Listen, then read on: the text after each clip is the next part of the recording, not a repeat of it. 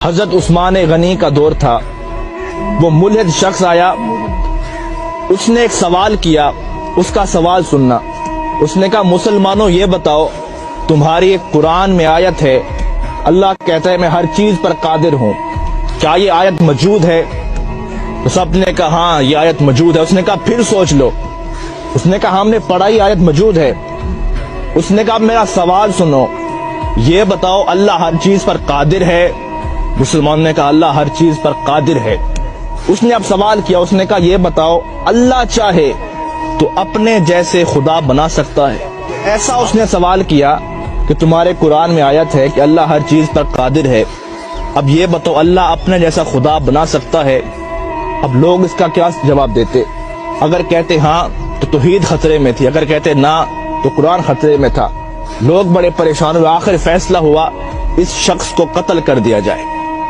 وہ شخص مسکرا پڑا، اس نے کہا میں تو قتل ہو جاؤں گا لیکن میرا سوال زندہ رہے گا، اس سوال کو لوگ سنیں گے اور میرا ایک نظریہ، میری ایک جماعت بن جائے گی۔ فیصلہ روک دیا گیا، اسے قتل نہ کرو۔ آپس میں بیٹھے عالم حضرات، لیکن اس کا کوئی جواب نہیں بنا۔ ایک بوڑھا شخص بیٹھا تھا، اس نے کہا تیرا کیا سوال ہے؟ آ تجھے علی کی چوکھٹ پہ لے چلتا ہوں۔ وہ چل پڑا، علی کی دہلیز پر پہنچے، مولا علی باہر گئے ہوئے تھے، باہر لوگوں کا ہجوم تھا، سوال ہی ایسا تھا۔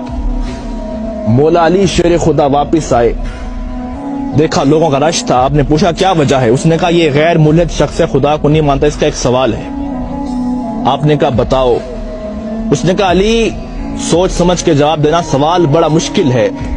مولا علی نے کہا آج تک کوئی ایسا سوال ہی نہیں بنا جو علی کو مشکل میں ڈال سکے۔ اب وہ شخص سامنے ٹھہرا تھا، اس نے کہا علی سوال یہ ہے، آپ کی قرآن میں آیت ہے اللہ ہر چیز پر قادر ہے؟